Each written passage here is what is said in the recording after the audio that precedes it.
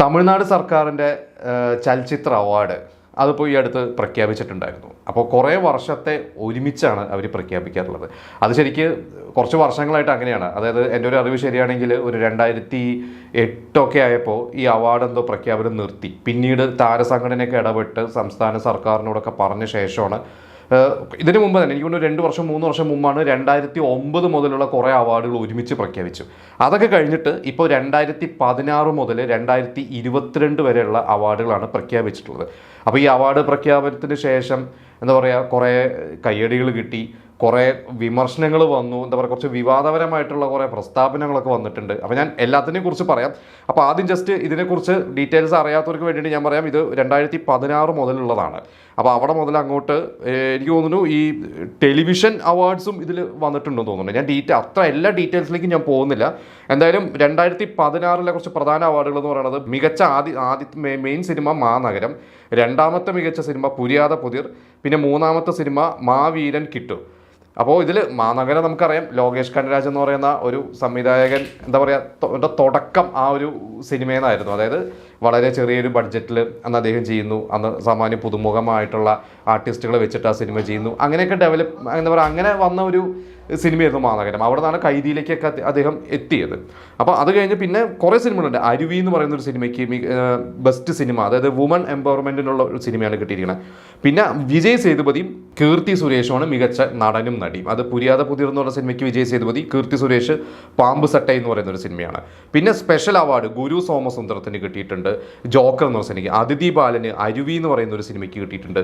പിന്നെ നമ്മുടെ സ്വന്തം മലയാളികളുടെ സ്വന്തം റഹ്മാന് മികച്ച വില്ലനുള്ള അവാർഡ് കിട്ടിയിട്ടുണ്ട്. റോബോ ശങ്കറിന് കോമഡി ആക്ടറിനുള്ള അവാർഡ് കിട്ടി. പാർത്ഥിബന് സപ്പോർട്ടിംഗ് ആക്ടർ കിട്ടിയിട്ടുണ്ട്. മനീഷ യാദവിന് സപ്പോർട്ടിംഗ് ആക്ട്രസ് കിട്ടി. ലോകേഷ് കനരാജാണ് മികച്ച സംവിധായകൻ. പിന്നെ സാം CS, ഇങ്ങനെ കുറേ പേരുണ്ട് കേട്ടോ. ഞാൻ എല്ലാ അവാർഡ്സും വായിക്കുന്നില്ല. അത് കഴിഞ്ഞ് 2016 അറം എന്ന് പറയുന്ന ഒരു സിനിമയ്ക്ക് കിട്ടിയിട്ടുണ്ട്. വിക്രം, തരമണി, ഈ സിനിമയ്ക്കൊക്കെയാണ് മികച്ച ഫസ്റ്റ് സെക്കൻഡ് തേർഡ് ഒക്കെ കിട്ടിയിരിക്കുന്നത്. പിന്നെ കാർത്തി, ധീരൻ അധികാരമുണ്ട്. അതുപോലെ തന്നെ അറം എന്ന് പറഞ്ഞ സിനിമയ്ക്കാണ് നയൻതാരയ്ക്ക് കിട്ടിയിരിക്കുന്നത്. ആൻഡ്രിയ ജെറാമയ്ക്ക് കിട്ടിയിട്ടുണ്ട്. അങ്ങനെ പിന്നെ 2018 ഇതുപോലെ മികച്ച നടൻ ധനുഷാണ്, വടച്ചെന്നൈ. ജ്യോതിക, ചക്കച്ചവന്ത വാനം എന്ന് പറയുന്ന മണിരത്നത്തിൻ്റെ സിനിമയുണ്ട്. അതിൽ ശരിക്കും പറഞ്ഞാൽ നമുക്കറിയാം, അതിൽ അരവിന്ദ് സ്വാമി ഉണ്ട്, വിജയ് സേതുപതി ഉണ്ട്, ചിമ്പു ഉണ്ട്, ഒരുപാട് പേരുണ്ട്. അതിൽ ജ്യോതിക ശക്തമായിട്ടുള്ള ക്യാരക്ടറാണ് ചെയ്തത്. ജ്യോതിക്കാണ് കിട്ടിയില്ല. രാക്ഷസിന് വിഷ്ണു വിശാലിന് ഒരു സ്പെഷ്യൽ പ്രൈസ് കിട്ടിയിട്ടുണ്ട്. കണ എന്ന് പറയുന്ന സിനിമയ്ക്കും വടച്ചെന്നൈ എന്ന് പറഞ്ഞ സിനിമയ്ക്കും കൂടി ഐശ്വര്യ രാജേഷിനും ഒരു സ്പെഷ്യൽ അവാർഡ് കിട്ടിയിട്ടുണ്ട്. സമുദ്രകന്യായിരുന്നു മികച്ച വില്ലൻ. യോഗി ബാബു മികച്ച കോമഡി ആർട്ടിസ്റ്റ്. പിന്നെ കുറേ പേര്, അമീർ വടച്ചെന്നൈയിൽ ഗംഭീരമായിട്ടുള്ള റോൾ ചെയ്ത സംവിധായകന് കൂടിയായ അമീറിന് മികച്ച സപ്പോർട്ടിംഗ് ആക്ടറിനുള്ള അവാർഡ് കിട്ടി. അത് കഴിഞ്ഞ് പിന്നെ എനിക്ക് തോന്നുന്നു 2020 ഇതുപോലെ തന്നെ മികച്ച നടൻ സൂര്യയും അപർണ ബാലമുരളിക്കുമാണ് സൊററെ പോട്ടർ എന്ന് പറയുന്ന ഒരു സിനിമയ്ക്ക് കിട്ടിയിട്ട്. അപ്പോൾ ആ ഒരു സിനിമ നമുക്കറിയാം, അവർക്ക് നാഷണൽ അവാർഡ്, രണ്ടുപേർക്കും നാഷണൽ അവാർഡ് കിട്ടിയിട്ടുള്ള ഒരു സിനിമയാണ്. അപ്പോൾ സൊററെ പോട്ടർ അവാർഡ് വാരി കൂട്ടിയിട്ടുണ്ട്.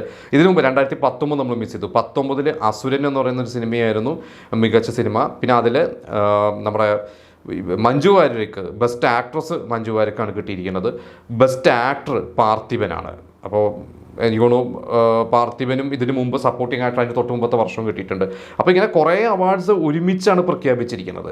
അപ്പോൾ ഇത് തന്നെ കുറേ പേര് ഇതിൻ്റെ എന്താ പറയുക, കുറേ വിവാദങ്ങൾ ഇതിൽ വന്നിരിക്കുന്നതെന്ന് വെച്ച് കഴിഞ്ഞാൽ ഇതിങ്ങനെ എല്ലാം കൂടി ഒരുമിച്ച് പ്രഖ്യാപിച്ചു. അപ്പോൾ ഇതിൽ പൊളിറ്റിക്സ് നമുക്കറിയാം, ഒരു വർഷം ഒരു അവാർഡ് പ്രഖ്യാപിച്ചു കഴിഞ്ഞാൽ ഓക്കെ, ഇത് അടുപ്പിച്ച് പ്രഖ്യാപിച്ച് കഴിയുമ്പോൾ ചിലപ്പോൾ എന്താ പറയുക, ഈ പൊളിറ്റിക്കലുള്ള കുറേ നെഗോസിയേഷൻസ് നടക്കാം. അപ്പോൾ ആ ഒരു രീതിയിലുള്ള ഇതിൽ ജാതിയും മതവും പൊളിറ്റിക്സ് എല്ലാം കൂടി മിക്സ് ചെയ്തിട്ട് അങ്ങനെയൊക്കെയാണ് ഇപ്പോൾ അതിൻ്റെ ഒരു ചർച്ചകളൊക്കെ പോയിക്കൊണ്ടിരിക്കുന്നത്.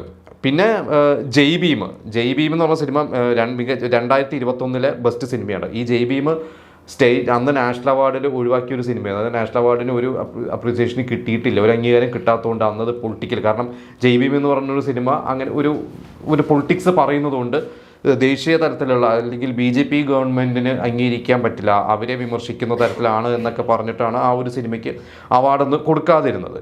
ആര്യയ്ക്ക് സർപ്പട്ട പരമ്പര എന്ന് പറഞ്ഞ സിനിമയ്ക്ക് ബെസ്റ്റ് ആക്ടർ അവാർഡ് ആര്യയ്ക്ക്, നമ്മുടെ പാരിജിത്തിൻ്റെ ഒരു സിനിമയാണ്. ലിജോ മോളിന് ജയ് ഭീമിലും ബെസ്റ്റ് ആക്ട്രസ് അവാർഡും കിട്ടിയിട്ടുണ്ട്. അപ്പോൾ ഈ ഒരു അവാർഡ് കിട്ടിയപ്പോഴാണ് ഏറ്റവും കൂടുതൽ കൈയടി. കാരണം ലിജോ മോളിനെയും ജയ്ബീബും സിനിമേനെയും പൂർണ്ണമായിട്ടും അന്ന് ദേശീയ തലത്തിൽ ഒഴിവാക്കിയതാണ്. അപ്പോൾ അത് ഇവിടെ അവാർഡ് കിട്ടിയതുകൊണ്ട് ഇതിന് ഒരു എന്താ പറയുക, ഒരു കൈയടി തന്നെ ഈ സംസ്ഥാന ഗവൺമെൻറ്റിന്, തമിഴ്നാട് സംസ്ഥാന ഗവൺമെൻറ്റിന് ഈ അവാർഡിൻ്റെ കാര്യത്തിൽ എന്താ പറയുക ഒരു കമൻറ്റുകളൊക്കെ വന്നിട്ടുണ്ട്. പിന്നെ 2022 ഇതുപോലെ തന്നെ ബെസ്റ്റ് ആക്ടർ വിക്രം പ്രഭുവാണ്. താണക്കാരൻ എന്ന് പറയുന്ന ഒരു സിനിമയാണ്. അത് വളരെ സീരിയസ് ആയിട്ടുള്ള വളരെ ഒരു പൊളിറ്റിക്സ് പറയുന്ന ഒരു സിനിമ തന്നെയായിരുന്നു. സായി പല്ലവി ഗാർഗി എന്ന് പറയുന്ന ഒരു സിനിമ, അതിനാണ് ബെസ്റ്റ് ആക്ട്രസ് കിട്ടിയിട്ടുള്ളത്. അപ്പോൾ ഇതിൽ ഈ പറഞ്ഞ പോലെ സായി പല്ലവിയുടെ ആ സിനിമയും മികച്ചൊരു സിനിമയാണ്. ഈ പറഞ്ഞ പോലെ തന്നെ ഭയങ്കരമായിട്ടുള്ള പൊളിറ്റിക്സ് പറയുന്ന ഒരു സിനിമ തന്നെയായിരുന്നു ഗാർഗി എന്ന് പറയുന്ന സിനിമയൊക്കെ. അപ്പോൾ ഇതിനെതിരെ ഇപ്പോൾ വിവാദങ്ങൾ പ്രധാനമായിട്ട് വന്നിരിക്കുന്ന ഒരു കാര്യം എന്താണെന്ന് വെച്ചാൽ, ഇതിൽ സണ്ടക്കാരി എന്ന് പറയുന്ന ഒരു സിനിമയുണ്ട്. ശരിക്കും നമ്മുടെ മൈ ബോസ് എന്ന് പറയുന്ന നമ്മുടെ ജിത്തു ജോസഫിൻ്റെ ദിലീപ് അഭിനയിച്ച സിനിമ, അതിൻ്റെ റീമേക്കാണ്. അത് വിമൽ എന്ന് പറയുന്ന ഒരു നടനാണ് അഭിനയിച്ചിരിക്കുന്നത്. ശ്രേയ ശരണാണ് അതിൽ ആ ബോസായിട്ട് അഭിനയിച്ചിരിക്കുന്നത്. അപ്പോൾ വിമൽ നമുക്കറിയാം കളവാണി എന്ന് പറയുന്ന സിനിമയിലൂടെയൊക്കെ നിങ്ങളെല്ലാവരും കണ്ടിട്ടുണ്ടാവും. അപ്പോൾ ഈ ഒരു സിനിമയ്ക്ക് 3 അവാർഡുകളാണ് കിട്ടിയിരിക്കുന്നത്. അതിന് കിട്ടിയിരിക്കുന്ന ബെസ്റ്റ് മൂന്നാമത്തെ സിനിമയും എന്തൊക്കെ 3 അവാർഡുകൾ കിട്ടിയിട്ടുണ്ട്. എന്തായാലും എനിക്ക് കൃത്യമായിട്ട് അവാർഡുകൾ ഏതൊക്കെയൊന്നും ഓർമ്മയില്ല. എന്തായാലും ഇതിന് 3 അവാർഡ് കിട്ടിയതിനെതിരെ വന്നിരിക്കുന്ന ഒരു ക്രിറ്റിസിസം എന്ന് പറഞ്ഞു കഴിഞ്ഞാൽ, ഈ സിനിമ തിയേറ്ററിലോ OTT-യിലോ ഒന്നും ഇറങ്ങാത്തൊരു സിനിമയാണ്. ഇത് കുറേ കാലമായിട്ട് പെട്ടി കിടക്കുന്ന ഒരു സിനിമ. അപ്പോൾ പെട്ടി കിടക്കുന്ന ഒരു സിനിമയ്ക്ക് എന്തുകൊണ്ട് അവാർഡ് കൊടുത്തു? അതിലെന്തെങ്കിലും എന്താ പറയുക, ഇവർക്കുള്ള എന്തെങ്കിലും അജണ്ടയുണ്ടോ, എന്തെങ്കിലും ഉദ്ദേശങ്ങളുണ്ടോ എന്നുള്ളതാണ് ഒരു വിമർശനം വന്നിരിക്കുന്നത്. പിന്നെ ഒന്ന് വന്നിരിക്കുന്നത് 2018 അതിൽ നമ്മുടെ ധനുഷിന് അവാർഡ് കൊടുത്തിട്ടുണ്ടായിരുന്നു. എനിക്ക് അസുരൻ എന്ന് പറയുന്ന ഒരു, അസുരനാണോ വടച്ചെന്നൈയാണോ, 2018 ആണെങ്കിൽ വടച്ചെന്നൈയാണ്. അതിനാണ് ധനുഷിന് അവാർഡ് കൊടുത്തിരിക്കുന്നത്. അപ്പോൾ ധനുഷിന് അവാർഡ് കൊടുത്തതിനെതിരെ, കാരണം ആ വർഷം മമ്മൂട്ടിയുടെ പേരൻപ് എന്ന് പറയുന്ന സിനിമ ഉണ്ടായിരുന്നു. അപ്പോൾ പേരൻപ് എന്ന് പറയുന്ന ഒരു സിനിമയുടെ മമ്മൂട്ടിയുടെ പെർഫോമൻസിൻ്റെ അത്രയ്ക്കൊന്നും അതിൻ്റെ ഏഴെഴുത്ത് എന്താ പറയുക ധനുഷിൻ്റെ പെർഫോമൻസ് എത്തിയിട്ടില്ല. അല്ലെങ്കിൽ മമ്മൂട്ടി എന്തായാലും ഒരു പൊടിക്ക് മുകളിൽ തന്നെയാണ്. ധനുഷ് നന്നായിട്ട് ചെയ്തിട്ടുണ്ട്, പക്ഷേ മമ്മൂട്ടിയാണ് അവിടെ ഒരു മികച്ച നടനായിട്ട് അവാർഡ് കൊടുക്കേണ്ടത്. എന്തുകൊണ്ട് മമ്മൂട്ടീനെ ഒഴിവാക്കി ധനുഷിന് അവാർഡ് കൊടുത്തു എന്നുള്ളതാണ് മമ്മൂട്ടി ഫാൻസ് മാത്രമല്ല പൊതുവെ തമിഴ്നാട്ടിലെ നിഷ്പക്ഷമായിട്ടുള്ള പ്രേക്ഷകരും ഒക്കെ സോഷ്യൽ മീഡിയയിലൊക്കെ കമൻറ്റുകൾ വന്നിരിക്കുന്നതാണ്. കാരണം മമ്മൂട്ടീനെ നമുക്കറിയാം അന്ന് ദേശീയ അവാർഡിന് സിനിമ പോയപ്പോൾ അന്ന് മേജർ രവി ആയിരുന്നു അന്ന് ജൂറിയിലൊക്കെ ഉണ്ടായിരുന്നു. അപ്പോൾ മേജർ രവി അന്ന് മമ്മൂട്ടിക്ക് അവാർഡ് കൊടുക്കാതെ, എനിക്കൊന്നും അന്ന് ബെസ്റ്റ് ആക്ടർ ആരായിരുന്നു ഇപ്പോൾ ഓർമ്മ കിട്ടുന്നില്ല. എന്തായാലും അന്ന് മമ്മൂട്ടിക്ക് അവാർഡ് കൊടുക്കാത്തതിനെതിരെ മേജർ രവി പറഞ്ഞൊരു കമൻറ്റ് എന്ന് പറയുന്നത്, ആ ഒരു സിനിമ പേരൻപ് കുറച്ച് കഴിഞ്ഞപ്പോൾ ആ സിനിമ ബോറടിച്ചു. അന്ന് ജൂറി കണ്ടുകൊണ്ടിരുന്ന് കഴിഞ്ഞപ്പോൾ അവർ സെക്കൻഡ് ഹാഫൊക്കെ ബോറടിച്ചിട്ട് അവരുടെ ശ്രദ്ധ മാറിപ്പോയി. അപ്പോൾ അന്ന് ബെസ്റ്റ് ആക്ടറും അതുപോലെ തന്നെ മറ്റ് അവാർഡുകളൊക്കെ ഓൾറെഡി വേറെ നടന്മാർക്കൊക്കെയാണ് കൊടുത്തിട്ടുള്ളത്. അപ്പോൾ മേജർ രവി പറഞ്ഞത്, മമ്മൂക്ക എന്ന് പറഞ്ഞു കഴിഞ്ഞാൽ നമ്മുടെ ഒരു മെഗാസ്റ്റാറാണ്, ഞാൻ വളരെ റെസ്പെക്ട് ചെയ്യുന്ന ഒരാളാണ്. അപ്പോൾ മമ്മൂക്കയ്ക്ക് ബെസ്റ്റ് ആക്ടർ കൊടുത്തിട്ടില്ലെങ്കിൽ പിന്നെ ഒന്നും കൊടുക്കണ്ട എന്നാണ് ഞാൻ പറഞ്ഞിട്ടുള്ളത്. എൻ്റെ ഒരു വേർഷൻ അതായത് വെറുതെ ഒരു ജൂറി അവാർഡോ സ്പെഷ്യൽ അവാർഡോ ഒന്നും മമ്മൂക്കയ്ക്ക് കൊടുക്കുകയാണെങ്കിൽ ബെസ്റ്റ് ആക്ടർ കൊടുക്കണം. പക്ഷേ അന്ന് ജൂറിയിലുള്ളവർക്കൊക്കെ മമ്മൂട്ടിക്ക് അവാർഡ് കൊടുക്കാൻ താല്പര്യമില്ലെന്ന്, കാരണം അവർക്ക് ആ സിനിമ കോൺസെൻട്രേറ്റ് ചെയ്യാൻ പറ്റിയില്ല എന്നാണ് അങ്ങനത്തെ ഒരു ന്യായം പറഞ്ഞാൽ, അതിനെതിരെയും എന്താ പറയുക മേജർ രവിനെ സപ്പോർട്ട് ചെയ്തിട്ട് മേജർ രവിനെ വിമർശിച്ചിട്ടൊക്കെ കമൻറ്റുകൾ വന്നിരുന്നു. ഇപ്പം എന്തായാലും പേരൻപ് ഇവിടെയും ഒഴിവായിരിക്കുകയാണ്. അപ്പോൾ പേരൻപിനെ അതായത് പേരൻപ മമ്മൂട്ടീനെ ഒഴിവാക്കിയതിനെതിരെയാണ് ഇപ്പോൾ ആ ഒരു ചർച്ച വന്നിരിക്കുന്നത്. പിന്നെ പാരഞ്ജിത്തിൻ്റെ സർപ്പാട്ട പരമ്പര എന്ന് പറയുന്ന ഒരു സിനിമയിലേക്ക് ആര്യയ്ക്ക് അവാർഡ് കിട്ടി. എങ്കിൽ പോലും ഇതിൽ പാരഞ്ജിത്ത് പറഞ്ഞിരിക്കുകയാണ് എന്തിൻ്റെ ബേസിലാണ് അതായത് നടൻ അവാർഡ് കൊടുത്തത് സമ്മതിച്ചു, പക്ഷേ അതായത് എനിക്ക് തോന്നുന്നു ആ ഒരു സിനിമയുടെ സംവിധാനത്തിനോ തിരക്കഥയ്ക്കോ അതിൻ്റെ മറ്റ് ടെക്നിക്കൽ മേഖലകൾക്കൊന്നും അവാർഡ് കൊടുത്തില്ല. അപ്പോൾ അതാണ് പാരഞ്ജിത്ത് ഉദ്ദേശിച്ചിരിക്കുന്നത്. പക്ഷേ അതിനെതിരെ വിമർശനം വന്നിട്ടുണ്ട്. അതായത് കിട്ടിയില്ലെങ്കിൽ നിങ്ങൾ വെറുതെ കടന്ന് എന്തിനാണ് പറയുന്നത്, നിങ്ങളുടെ നടന് അവാർഡ് കിട്ടിയില്ലേ എന്നും പാരഞ്ജിത്തിനോട് ചോദിക്കുന്നുണ്ട്. പാരഞ്ജിത്ത് നമുക്കറിയാം ഇപ്പോഴും ഈ കാസ്റ്റ് പൊളിറ്റിക്സിനെതിരെ, കാസ്റ്റിസത്തിനെതിരെയൊക്കെ സിനിമകൾ ചെയ്യുകയും അത്തരത്തിലുള്ള സിനിമകൾ ഭയങ്കരമായിട്ട് അതിനെക്കുറിച്ച് സംസാരിക്കുന്ന ഒരാളാണ്. അപ്പോൾ പാരഞ്ജിത്തിൻ്റെതായ ഒരു ഓഡിയൻസ് ഉണ്ട്, അതേപോലെ തന്നെ പാരഞ്ജിത്തിനെ എതിർക്കുന്ന ആളുകളും ഉണ്ട്. അപ്പോൾ ഇവിടെയും പാരഞ്ജിത്തിന് ഇപ്പോൾ പറഞ്ഞതിനെതിരെ ഒരു വിവാദങ്ങളൊക്കെ ഇനി പുറകെ വന്നേക്കാം. പിന്നെ ഉള്ളതിൽ ഇതിൽ ചൈൽഡ് ആർട്ടിസ്റ്റാണ് നമ്മുടെ കൈദി എന്ന് പറയുന്ന ഒരു സിനിമയിൽ അഭിനയിച്ച കുട്ടി മോണിക്ക. അവരിപ്പോൾ വലുതായി. അപ്പോൾ ആ ഒരു ആക്ട്രസ് മോണിക്കയാണ് ഇതിൽ പറഞ്ഞിരിക്കുന്നത്. കാരണം ബാലതാരത്തിനുള്ള അവാർഡുകൾ ഈ മോണിക്കയ്ക്ക് മാത്രമല്ല വേറെയും കുറേ നടിമാരൊക്കെ ഉണ്ടായിരുന്നു അന്ന്, ബാലതാരങ്ങളുണ്ടായിരുന്നു. അവർക്കൊന്നും അവാർഡ് കൊടുക്കാതെ ഈ മോണിക്ക് വേറെ ഏതോ ഒരു ആൾക്ക് അവാർഡ് കൊടുത്തത് എന്തിൻ്റെ ബേസിലാണ്? എന്നിട്ട് അവർ പറഞ്ഞു എനിക്ക് അവാർഡ് കിട്ടാത്തതുകൊണ്ടല്ല ഞാൻ പറയുന്നത്, എന്നെ പോലെ തന്നെ ഒരുപാട് പേര് ആ വർഷം നന്നായിട്ട് പെർഫോം ചെയ്തതിലുണ്ടായിരുന്നു എന്നും പറഞ്ഞ് മോണിക്ക ഇതിനെതിരെ പറഞ്ഞിട്ടുണ്ട്. പിന്നെ നമ്മുടെ റഹ്മാൻ അവാർഡ് കിട്ടിയിട്ടുണ്ട്. റഹ്മാൻ ഇതിൽ പൊന്നിയിൻ സെൽവൻ അവാർഡ് കിട്ടിയിട്ടുണ്ട്. അപ്പോൾ റഹ്മാൻ ഇപ്പോൾ നമുക്കറിയാം അദ്ദേഹം ഒരു കോൺട്രവേഴ്സിയൊക്കെ ഒരു ഇൻ്റർവ്യൂവിലൊക്കെ കൊടുത്തിരുന്നു. അതായത് അദ്ദേഹം ഈ ഹിന്ദി സിനിമയിലൊക്കെ പാടാൻ പോയതിനെതിരെ അദ്ദേഹം കുറച്ച് ഒരു കാസ്റ്റ് റിലേറ്റഡ് ആയിട്ടുള്ള അല്ലെങ്കിൽ റിലീജിയൻ റിലേറ്റഡ് ആയിട്ടുള്ള കുറച്ച് കമൻസുകളൊക്കെ, അതായത് ഇത്തിരി സെൻസിറ്റീവ് ആയിട്ടുള്ള തൊട്ടാൽ പൊള്ളുന്ന കുറച്ച് കമൻസൊക്കെ അദ്ദേഹത്തിൻ്റെ പറഞ്ഞിട്ട് അദ്ദേഹത്തിനെതിരെ കുറേ സൈബർ അറ്റാക്ക് ഒക്കെ വന്നിരിക്കുന്ന ഒരു സമയം കൂടിയാണ് ഇപ്പോൾ.